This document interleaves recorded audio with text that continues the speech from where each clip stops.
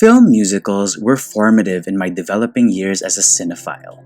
I remember the first DVDs my parents ever bought me were Grease, Singing in the Rain, and West Side Story. I treasure all three till this day, especially because they introduced me to the world of classic movies. Today, I'll be talking all about movie musicals from Hollywood's golden age.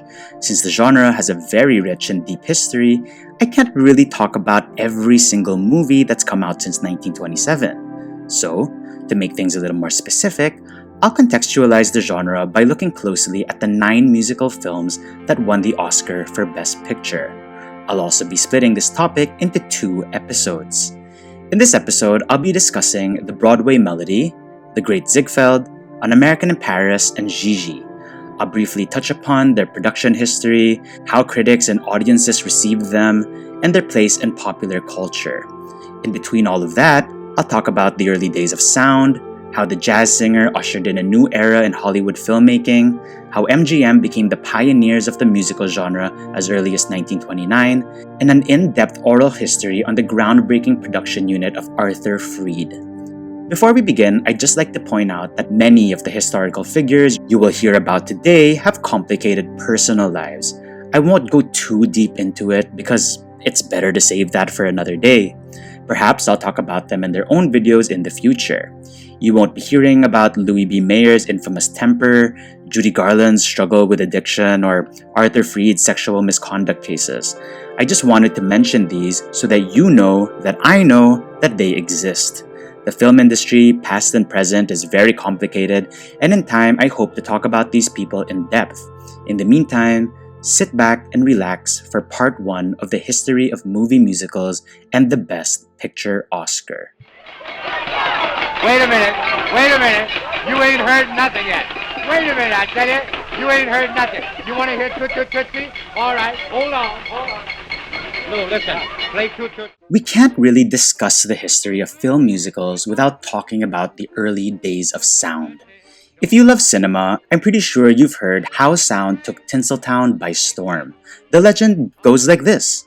In late 1927, Hollywood was shocked when Warner Brothers released The Jazz Singer, the first talking picture starring entertainment icon Al Jolson. The movie was a great financial success, which worried competitors who didn't want to be left behind. Chaos ensued as the studios struggled to find new stage actors to replace their silent film stars, whose voices were deemed unsuitable for sound. There were also numerous problems on set as filmmakers tried to figure out new technology. It's basically everything you see in Singing in the Rain with a lot more sweat, blood, and tears. Over the years, Hollywood has embraced this myth, consistently turning to the jazz singer's story to conveniently explain the shift in the industry. However, it's not all accurate. In fact, recorded sound had been around as early as the 1870s when Thomas Edison invented the phonograph. Edison and a lot of other inventors were trying to figure out ways to synchronize sound with moving images. By the 1910s, Hollywood filmmakers were trying to do the same thing, but in a more primitive way. For instance, an actor would sometimes stand behind the screen and perform their dialogue as loud as they could. There are also reports of filmmakers playing phonographs as the picture ran. All these efforts were seen as crude, causing Hollywood to temporarily give up and work with what they had. They settled for an accompanying piano player to play the film's score live, or the occasional traveling sound man, who would be in charge of providing sound effects such as banging, ringing, and gunfire. This period is an incredibly rich era in American filmmaking. Big names such as Charlie Chaplin and D.W. Griffith helped turn silent cinema into a flourishing art form. By 1921, innovations in sound had improved, although not commonly used in the industry. D.W. Griffith used a synchronizing sound system called the Killam process to record a prologue and sound effects for his 1921 picture Dream Street. However, it was soon overshadowed by Western Electric, who had invented a working sound system in 1926. The Warner Brothers, who had big dreams in producing full sound pictures, bought the system and created Vitaphone. Janine Basinger writes about the revolutionary process in her book The Movie Musical. Throughout 1926, audiences were treated to short films and features that had some form of sound attached through the Vitaphone system. This process made it possible for any form of sound, orchestral, vocal, dialogue-related sound effects, to be recorded and then reproduced on discs, which would be played in sync with projected images with the necessary amplification to be heard throughout a large theater. Later that year, Warner Brothers released its first full-length sound film, Don Juan, which featured sound effects and a full musical score from start to finish. Because of the film's success, the studio quickly put into production 5 full-length movies that incorporated sound in key scenes. One of them was The Jazz Singer, which would star the ultra-famous vaudeville comedian singer Al Jolson in his first film appearance. The Jazz Singer told the simple story of a Jewish boy who goes against his family's wishes to become a performer. The movie would be part silent, but feature a handful of scenes where Jolson would sing some of his most well-known tunes. There would also be a couple sequences of spoken dialogue. While The Jazz Singer's plot isn't exactly groundbreaking, as many critics of the time pointed out, the idea of immortalizing America's most beloved musical act as he performed his greatest hits was something that excited the general public. Reviews of the era were mostly focused on Jolson and his star power. Take, for example, this unnamed critic's write-up for Time magazine after the film's premiere. It is Mr. Jolson's first picture, and as such of great import to the history of the current theater. In no other way but pictures can his genius be preserved, and in this he is favored with a double preservative of picture and mechanical voice reproduction. The Vitaphone permits him to talk and sing his way through the sentimental mazes of the movie adaptation. He is a good singer, but he is a very great singer of popular songs. In cities where Vitaphone can be installed and reproduce his voice, this picture will immediately repay attendance. It was no surprise to anyone that this critic was right. The film was a smash hit, earning over $2.6 million against a budget of around $420,000. A year later, Warner Brothers would finally release its first all-talking picture called Lights of New York. However, the popularity of The Jazz Singer continued to overshadow it. Janine Basinger tries to explain why the film resonated so much with both Hollywood insiders and audiences over the other partially talking pictures released in the very same year. The first reason involves Warner Brothers CEO Sam Warner, who truly believed in the future of talking pictures. While Warner's was in financial trouble, Sam convinced his brothers to invest in the Vitaphone process, ensuring them that its success would save their studio. A day before The Jazz Singer premiered, Sam died from pneumonia, never seeing how his big risk paid off. Jolson appeared at the premiere crying for the late studio executive before making his way to the audience to shake hands with literally everyone in attendance. In short, The Jazz Singer had a great story behind it that people would never forget. It was the kind of real-life Hollywood melodrama that showbiz folks simply can't resist. Secondly, the movie ushered in the new tradition of musical pictures. Basinger writes, "The success of The Jazz Singer and its legend are grounded in one important thing: music. It was the beginning of something new, the musical film tradition.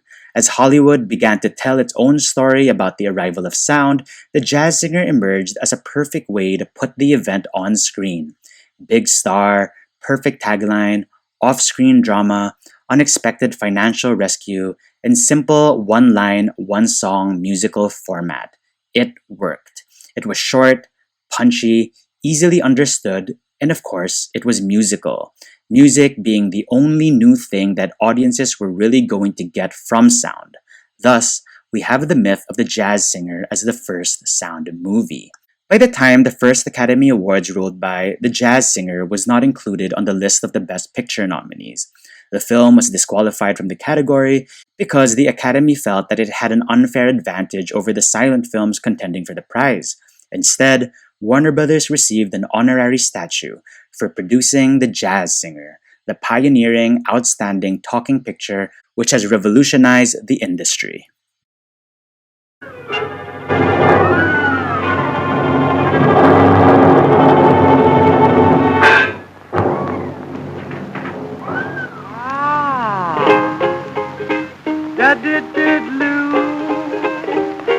I'm singing in the rain.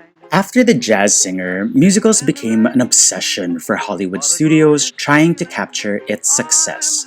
Film writer Frederick G. Vogel reports that there were 125 musical films produced between the winter of 1928 and 1929.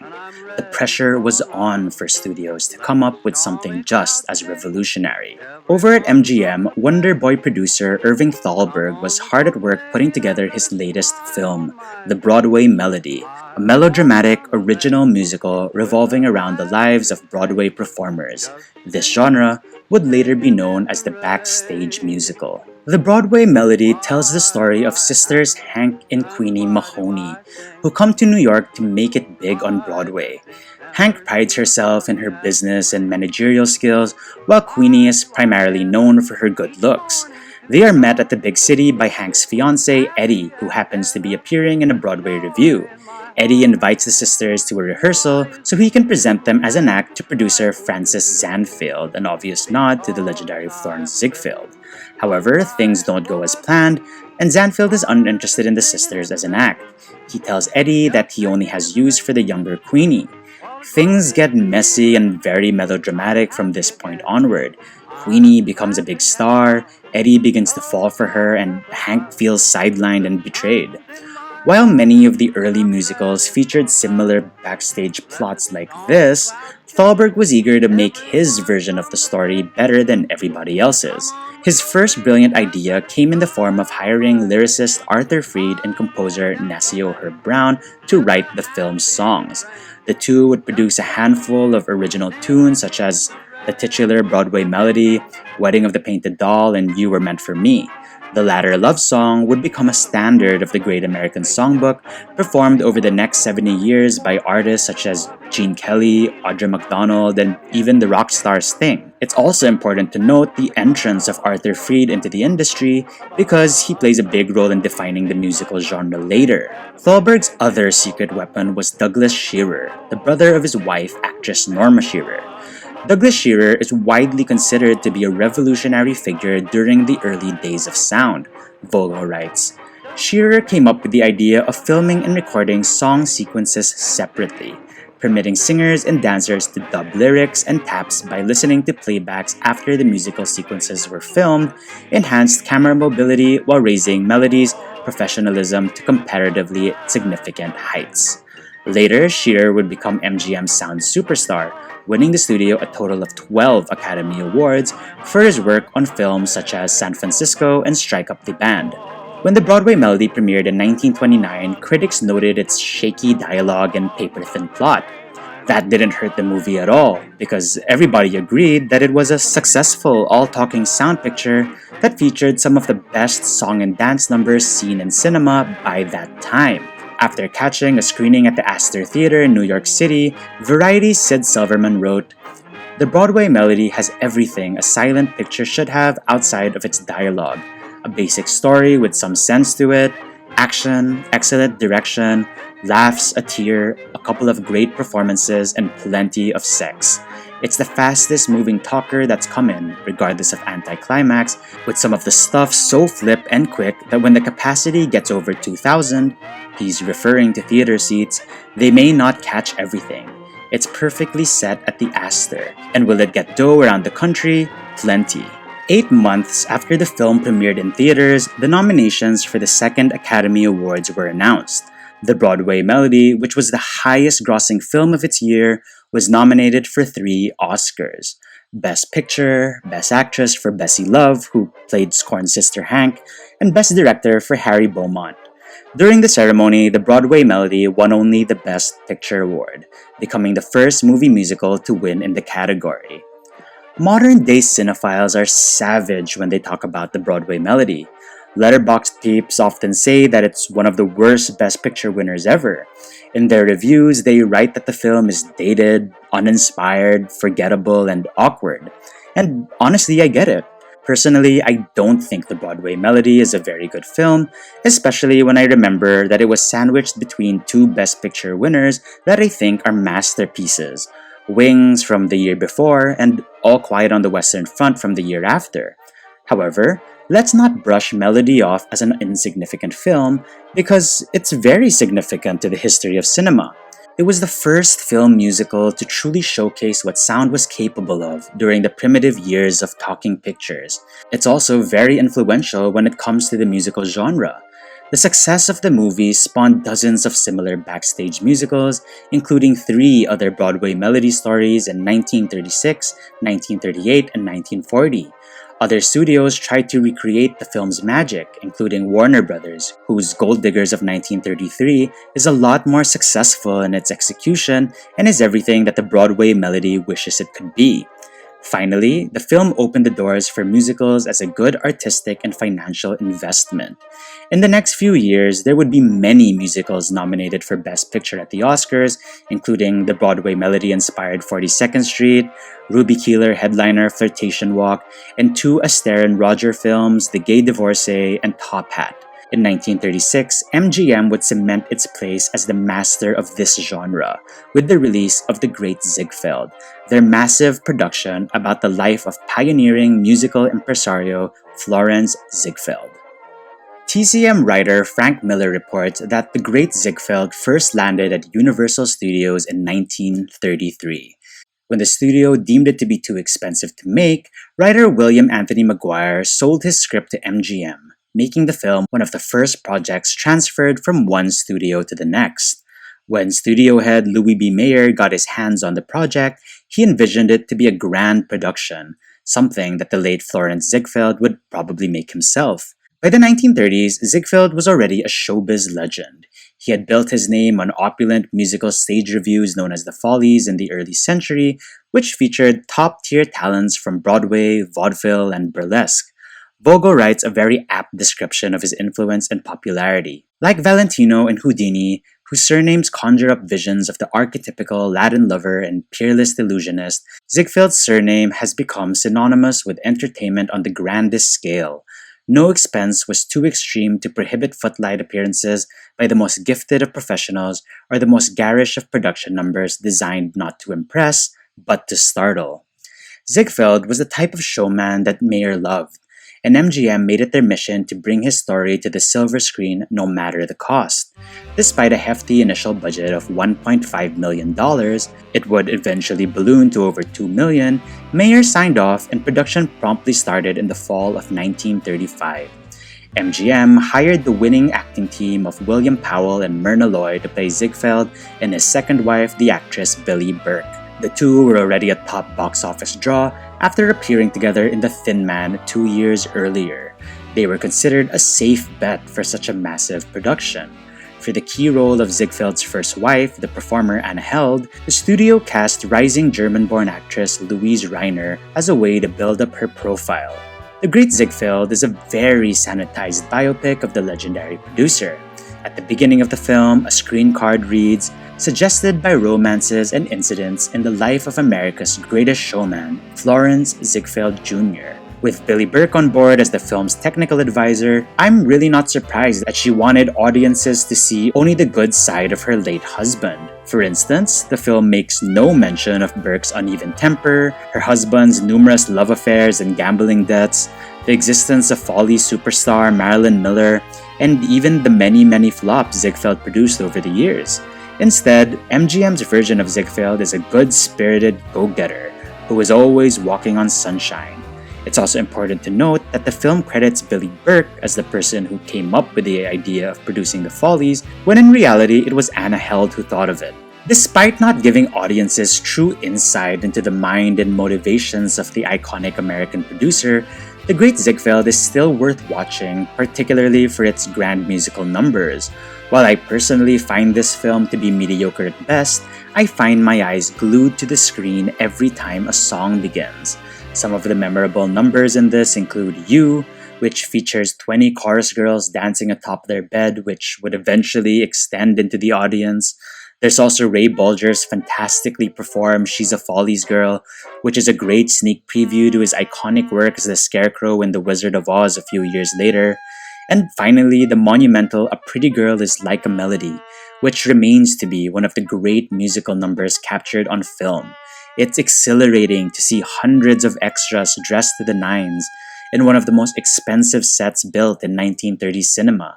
The musical numbers are the saving grace of the Great Ziegfeld, and I would argue the main reason why it won Best Picture at the 1936 Academy Awards. I also think that the cast does a great job even when the material does them no favors. While William Powell looked nothing like Ziegfeld, nor did he try to capture his mannerisms, he's still pretty good in this. His natural charisma and strong screen presence is very fitting for the larger-than-life character. His legendary chemistry with Myrna Loy radiates off of the screen. As a pair, they make it look easy, and that's something I've always appreciated when seeing them together. There's also Louise Reiner's performance, which I truly find delightful. Can I just say, this woman invented camp. Her performance is often overacted, but ultimately, I find it very fun and endearing. Back in the day, MGM was so enamored with her that they would screen her big telephone breakdown scene from this film to new contract players to show them what good acting was. Louis B. Mayer was overjoyed by the success of The Great Ziegfeld, which was the highest grossing film of its year. He was so happy that he even gave Billy Burke a 7-year contract with the studio. The film won a total of 3 Oscars out of its 7 nominations: Best Picture, Best Dance Direction, which is now a defunct category, and Best Actress for Louise Reiner. While The Great Ziegfeld has not held up well against time, the picture truly represents the period in which it was made. It was a grand musical production made by a major studio who had now found its niche. In the next 2 decades, MGM would lead the pack in pushing the musical genre to its artistic heights.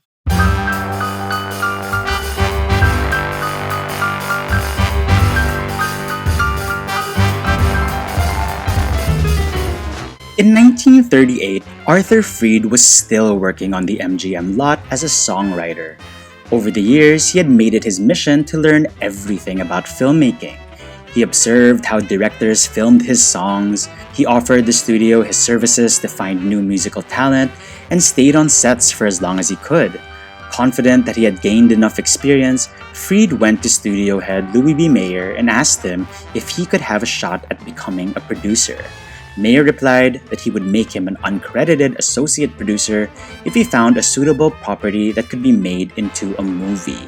Freed then enthusiastically brought Mayer a copy of Frank L. Baum's The Wizard of Oz. The making of this film is a great story on its own, but unfortunately we can't go too deep into it. What you need to know right now is that Arthur Freed contributed a lot to its success.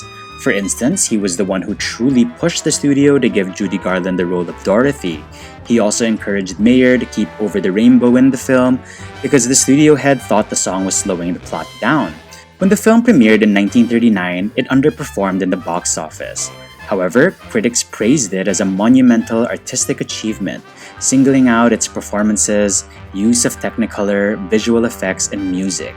It would go on to be nominated for 5 Oscars, including Best Picture, but would lose to the juggernaut that is Gone with the Wind. Impressed by Freed's work on Oz, Mayer permitted him to form his own specialized production unit. Specialized units were not uncommon in MGM. In fact, there were already 2 established units producing movie musicals for the studio.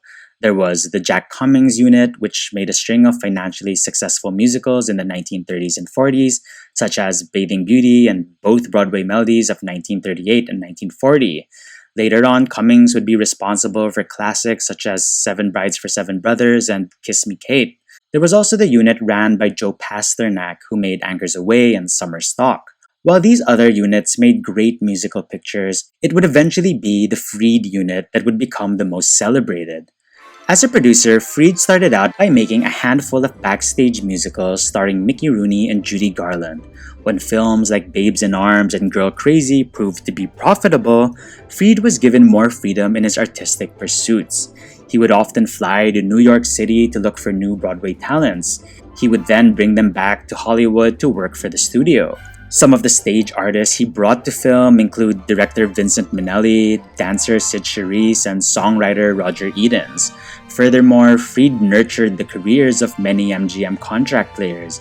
He made Judy Garland one of the top box office draws of the 1940s, encouraged Gene Kelly to stretch his artistic wings, and mounted Fred Astaire's big musical comeback.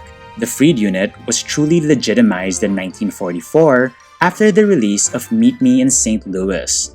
The film raked in big bucks at the box office and introduced Judy Garland to audiences as a grown-up leading lady. Meet Me in St. Louis is often credited as the film that introduced integrated musicals into the mainstream. This isn't exactly true. Many people forget that integrated musicals, where the songs are part of the plot, in other words, non-diegetic, has been around since the early days of sound. The Marx Brothers' The Coconuts is an early example of this. However, the popularity of the Broadway Melody prompted Hollywood to make more backstage musicals which had diegetic music. The roaring success of Meet Me in St. Louis brought the integrated musical back into the public consciousness. Only one movie from 1944 made more money than Meet Me in St. Louis: Leo McCarey's Going My Way, which won Best Picture at the Oscars.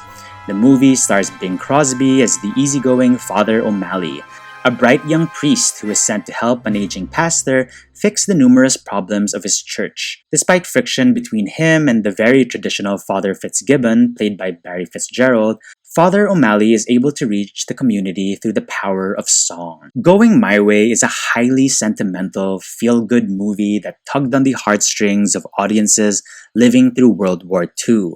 Today, many people consider it to be a movie musical, but I don't. For me, Going My Way is a drama with some diegetic musical numbers similar to An Affair to Remember and The Country Girl.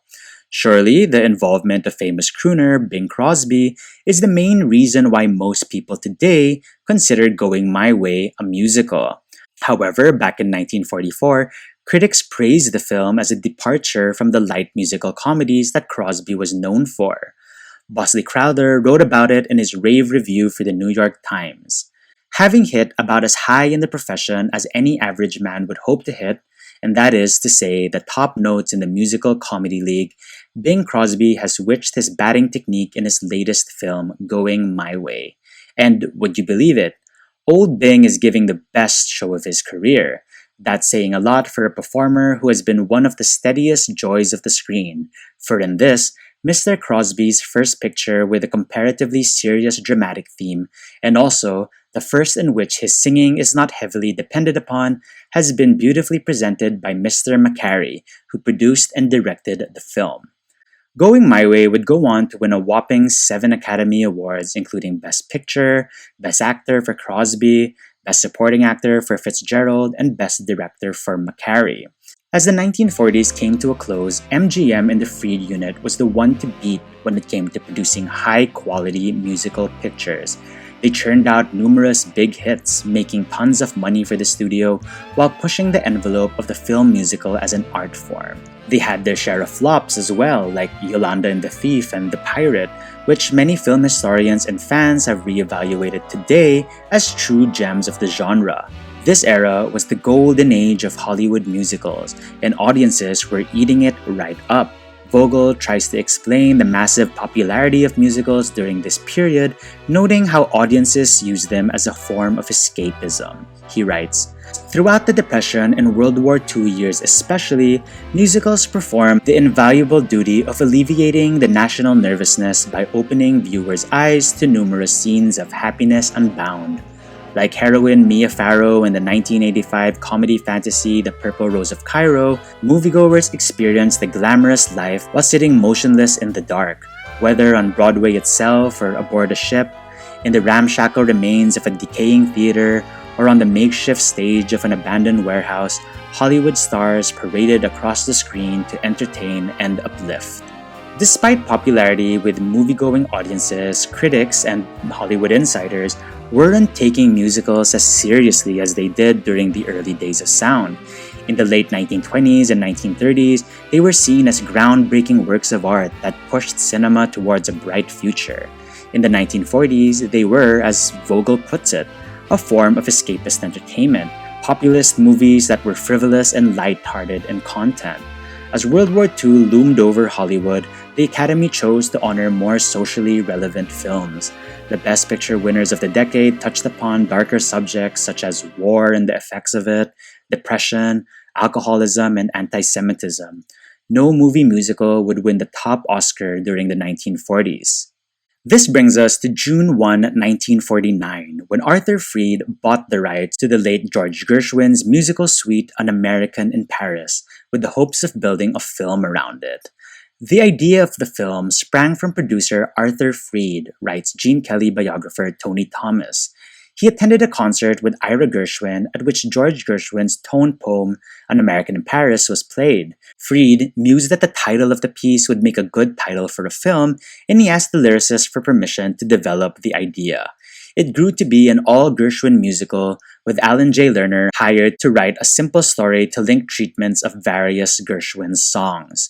An American in Paris follows the story of Jerry Mulligan, played by Gene Kelly, an American GI who stays in Paris after the war to pursue a career as a painter. He soon meets the rich heiress Milo Roberts, a self-proclaimed lover of art. Impressed by Jerry's paintings, she offers him the chance of a lifetime. She would promote his art to all her wealthy friends and finance his first one-man exhibit. Although Jerry is suspicious of Milo's true intentions, he willingly accepts the offer. Things become complicated when Jerry meets and falls in love with a young Parisian girl named Lise. Lisa's life is also complex. She is engaged to an older man whom she credits for saving her life during the war. Major themes in the film include the morality and integrity of artists, the difficulties of pursuing one's passion, forbidden love, and the importance of independence. Surprisingly, there isn't a lot of trustworthy sources online that talk about the making of An American in Paris in depth. Even Tony Thomas's quintessential book about Gene Kelly's film career barely scratches the surface, and mostly talks about the groundbreaking 17-minute ballet that acts as the film's grand finale. Luckily, the AFI catalog has published a concise production history that was useful when making this video. For instance, they cite that MGM records show that Gene Kelly and director Vincent Minnelli were already involved with the film during its early stages.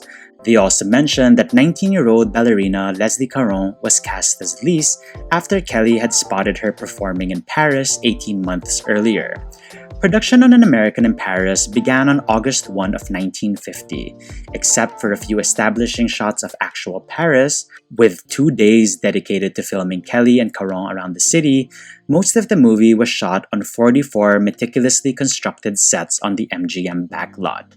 When most of the picture had wrapped, Vincent Minnelli left for 5 weeks to direct his next picture, Father's Little Dividend, leaving Gene Kelly to choreograph and rehearse his dancers for the now iconic ballet sequence. Kelly, who had co-written the libretto with Minnelli, came up with the impressionistic concept of Jerry chasing Lise across the works of the great French artists. He wrote for Dance Magazine, "We selected each artist's tone and felt for similar tone in the passages of the Gershwin score. For example, that one brassy section could have meant nothing else to us but Lautrec's Chocolat, and we all agreed immediately that the walking theme was most potently related to the lightly sketch style of Raoul Duffy." When Minnelli returned, the cast and crew were ready to shoot one of the greatest musical performances ever committed to film. At the end, the ballet took 11 weeks to prepare and shoot and would cost the studio almost $500,000. And honestly, when watching it today, you'll see that not a single cent was put to waste. Beyond the impeccable images captured by cinematographer Alfred Gilks and the craftsmanship of the set and costume designers, the An American in Paris ballet is a true testament to the talents of Gene Kelly. Tony Thomas writes, "The ballet is a summation of Gene Kelly's work as a film dancer and choreographer, allowing him his full range of style: classical ballet, modern ballet, Cohen-esque hoofing, tapping, jitterbugging, and sheer athletic expressionism." When it was first released on November of 1951, critics were generally enthusiastic about the film, with some pointing out the thinly written script of Alan J. Lerner. However, they all agreed that the final ballet was truly groundbreaking. Variety writes in its original review, "Kelly is the picture's top star and rates every inch of his billing. His diversified dancing is great as ever and his thesping is standout, but he reveals new talents in this one with his choreography. There's a lengthy ballet to the film's title song for the finale, which is a masterpiece of design, lighting, costumes, and color photography. It's a unique blending of classical and modern dance with Vod-style tapping, which will undoubtedly trailblaze new terp techniques for Hollywood musicals. British-made Red Shoes and Tales of Hoffman, of course, have initiated American art house patrons to such work, but this one will hit the mass audience and it's going to hold them completely entranced. Even Bosley Crowther noted its brilliance, he writes, and a ballet it is, beyond question, a truly cinematic ballet, with dancers describing vivid patterns against changing colors, designs, costumes, and scenes, the whole story of a poignant romance within a fanciful panorama of Paris is conceived and performed with taste and talent. It is the uncontested high point of the film. He would go on to write that beyond the pleasant little patches of musical numbers, the picture had a thin script. Like the Broadway Melody and the Great Ziegfeld before it, An American in Paris was being praised for its artistry in the musical department and not its storytelling abilities. Despite all of this, audiences stormed theaters in droves, making the film one of the year's highest-earning pictures.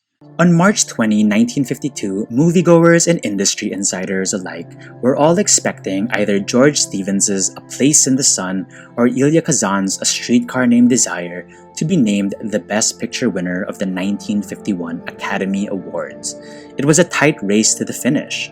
A Place in the Sun had already won 6 Oscars, including Best Picture, while Streetcar had taken the statues of 3 of the 4 acting categories.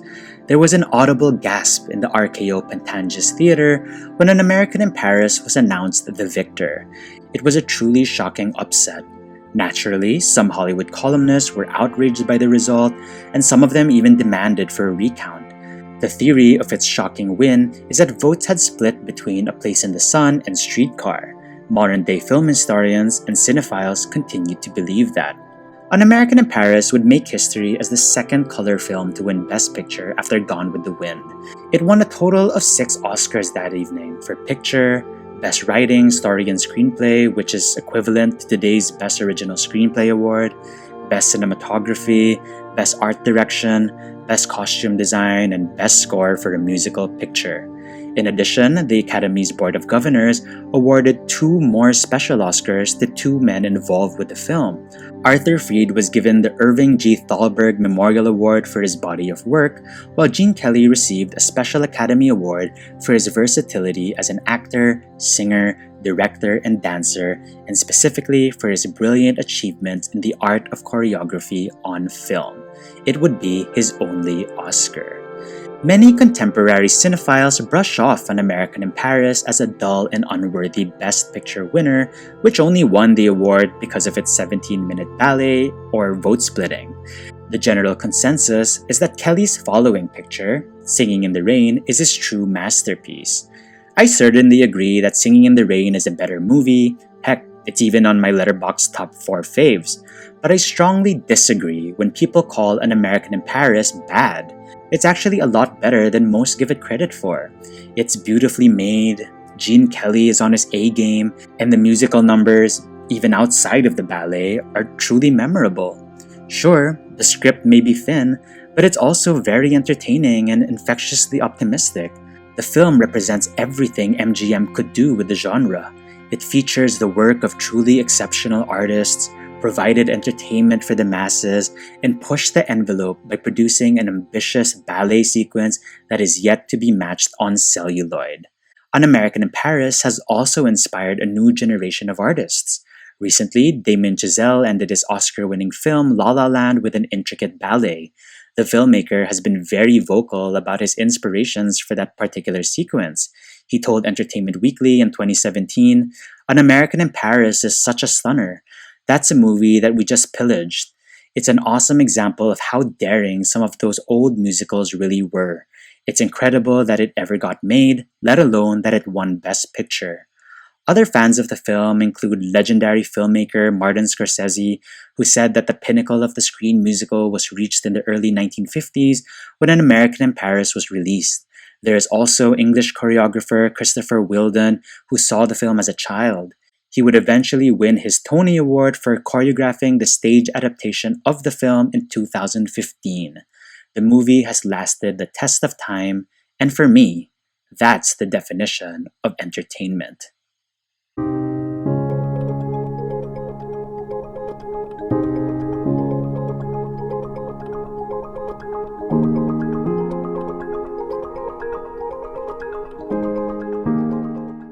The studio was not the same by the mid 1950s, writes David Thompson for The Guardian. Its founding figures had died or retired, Garland was too unreliable, Astaire was nearly 60, Gene Kelly's best years were passing. He had also moved to France by that point.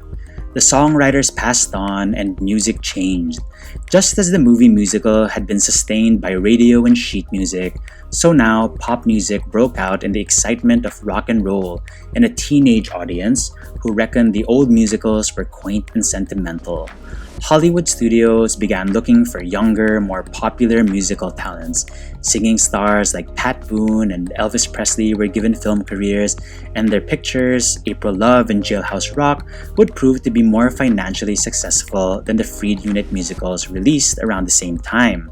In 1957, the Freed Unit was in trouble. Their big-budget movies such as Brigadoon, It's Always Fair Weather, Kismet, Born to Dance, and Silk Stockings were all considered financial and artistic disasters. Many of them have been re-evaluated as classics today, but back then, they were considered projects that slowly sank the studio. The truth is, times were changing and audiences were ready to move on from the splashy Technicolor movies of the MGM musical Dream Factory. Despite the changing attitudes of the time, Arthur Freed was holding on to his glory days. He was still keen on finding the next big thing. Luckily, he would end the 1950s on a high note with his lush musical adaptation of Gigi in 1958.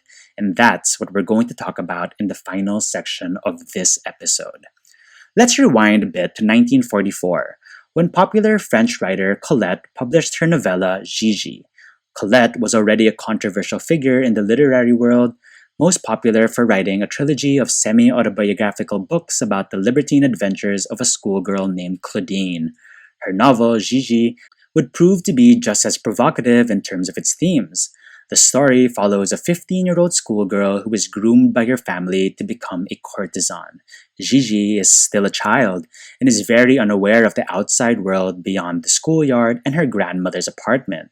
She soon sparks a friendship with a wealthy older gentleman named Gaston Lachire, who takes an interest in her youth and enthusiasm. As they get closer, Gaston is charmed by Gigi's budding womanhood. In the end, they get married after she refuses to become his mistress. Gigi was adapted into a 1949 non-musical French film starring Danielle Delorme as a titular character. In 1951, acclaimed writer Anita Loos adapted the material as a Broadway play. In the leading role was the unknown actress Audrey Hepburn, who Colette cast after seeing in Monte Carlo, filming a bit part for a movie called Monte Carlo Baby. Leslie Caron would later play the role in the 1956 London production. In April of 1950, Spalter International Pictures was interested in adapting the French film into a Hollywood movie. They asked Production Code Administration head Joseph Breen to review the 1949 film adaptation. Breen replied that the very basis of the Gigi story was a direct violation of the Production Code. There was no way he would allow them to make it. A year later, Joe Fields, who owned the film rights to Gigi, hoped that Arthur Freed might be interested in adapting the story into a movie musical. Field would then pitch the idea to MGM production head Dor Shary, who suggested that they cast Leslie Caron in the leading role after the success of An American in Paris. Freed was enthusiastic about the property and began to correspond with MGM production code liaison Robert Vogel on how they can get Gigi approved by the censors. In March 1955, Vogel sent Freed a list of objectionable elements in the story. The AFI catalog published the list, quote, "All the characters in the story participate or did participate or intend to participate in a man-mistress relationship. The heroine is deliberately trained to enter such a relationship, shown in detail and with much sympathy. The story indicates that such low relationships are commonly accepted practices. Never is there the slightest indication that such relationships are sinful." By 1957, Fried hired frequent collaborator Vincent Minnelli to direct the project. Together, they tapped the songwriting team of Alan J. Lerner and Friedrich Loh to work on the film's music. The former would also take on the task of adapting the novella into a screenplay. After numerous back and forths, Lerner was finally able to fashion a script that was acceptable to the production code.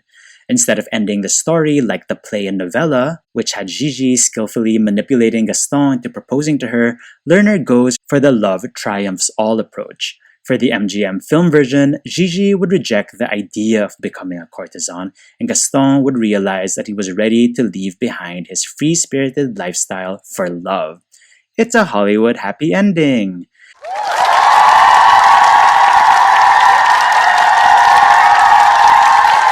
Caron was cast in the titular role of Gigi, and Louis Jourdan would play Gaston. Lerner also incorporated the character of Honoré, Gaston's cheeky uncle, into the film. The character is not in the original book and is only briefly mentioned in the 1949 film, but Lerner was keen on writing a role for musical comedy legend Maurice Chevalier. The movie would serve as his glorious comeback. Production began in mid-1957 in Paris. Despite a very talented team behind it, Gigi was plagued with numerous on-set problems. Paris was experiencing one of its worst heat waves in decades, causing the ice rink to melt at the Palais de Glace set. Eva Gabor, who plays a small supporting role in the film, also had her demands. She insisted on replacing a talented French actor, who was to play her secret lover, with her personal choice, Jacques Bergerac. In addition, constant bad weather and problems with horses, there was manure everywhere, held up shooting. After production had wrapped in Paris on October of 1957, the cast and crew returned to California to shoot several interior shots at the studio. Upon watching the dailies, Minnelli realized that he had forgotten to shoot numerous close-ups of Louis Jourdan. Lerner and Loh also expressed their dissatisfaction with the She's Not Thinking of Me musical sequence filmed at the iconic Maxime's restaurant. To prepare for reshoots, MGM spent big bucks to rebuild Maxime's on the lot. To make things worse, Vincent Minnelli was no longer available to oversee production due to contractual obligations for his next picture. MGM then hired the reliable studio director Charles Walters to shoot the missing material. Although uncredited in the final film, Walters' vision would play a key role in the success of Gigi. His staging of several numbers such as She's Not Thinking of Me, The Night They Invented Champagne, and I Remember It Well appears on the film's final print. Gigi would premiere at the Royal Theatre in New York on May 18, 1958 to rave reviews. Today, modern-day cinephiles have criticized the film for its problematic content and old-fashioned filmmaking. However, back in 1958, Gigi was considered a cinematic event. It was hailed as the crown jewel of the Fried unit, their glorious comeback after several years of flops.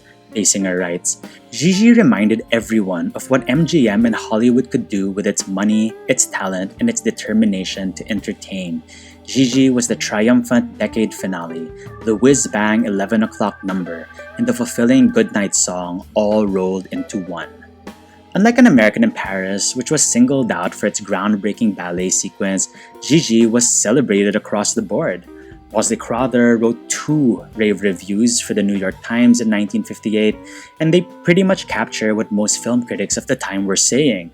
He calls Vincent Minnelli's direction superb, Lerner and Loh's songs charming, and Cecil Beaton's sartorial creations to be exceptionally brilliant.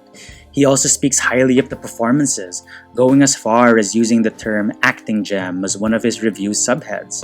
Crowther notes Leslie Caron is delicious as the spirited teenage heroine, and Jourdan is splendid, and Maurice Chevalier is superb and cheerful. It's also important to mention that the film critics saw a lot of similarities between Gigi and My Fair Lady, another hit Lerner and Loh musical which had premiered on Broadway 2 years earlier. This didn't bother Crowther at all because he loved the stage version of My Fair Lady. On the night of the 1958 Academy Awards, Gigi led the pack as the film with the most nominations. It was up for 9 Oscars, including Best Picture, Director, Adapted Screenplay, Cinematography, Art Direction, Set Decoration, costume design, film editing, original song, and scoring of a musical picture. Alan J. Lerner recalls the evening in his memoir, The Street Where I Live. He writes, "One by one, the envelopes were opened, and in the categories for which Gigi had been nominated, one by one, the winner was Gigi.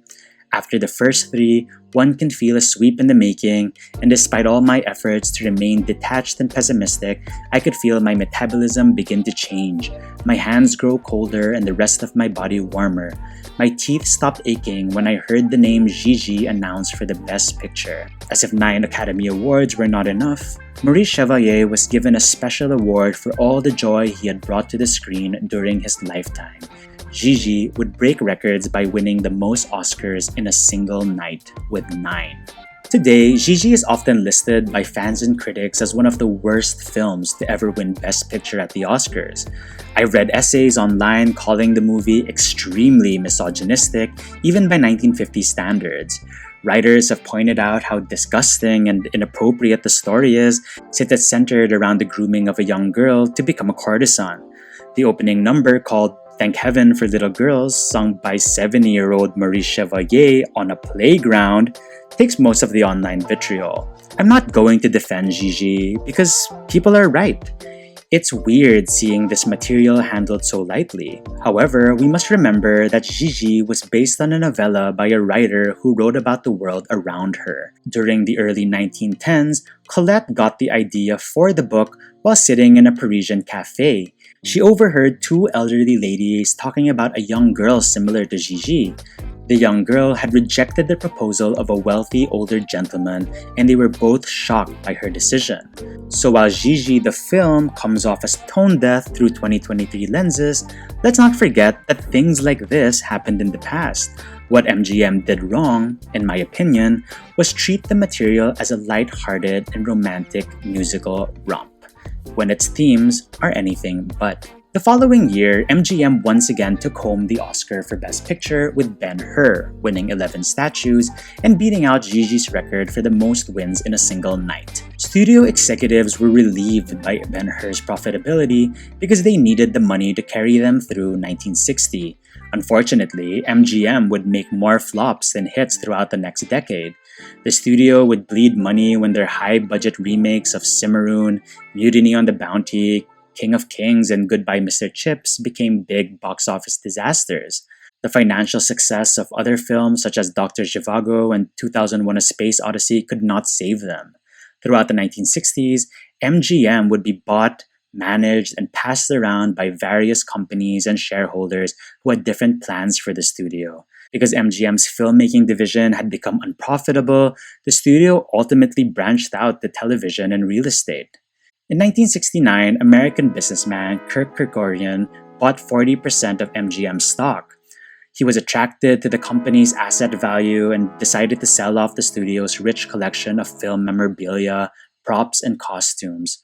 Alan J. Lerner alludes to this in his memoir. He writes, Metro-Goldwyn-Mayer, the home of the stars and fountainhead of screen musicals, passed to different management who auctioned off every costume, portable artifact, and memento, and within a few years all that remained of its once royal past was the roar of the celluloid lion, occasionally heard on a film made for television or one whose destiny it would be.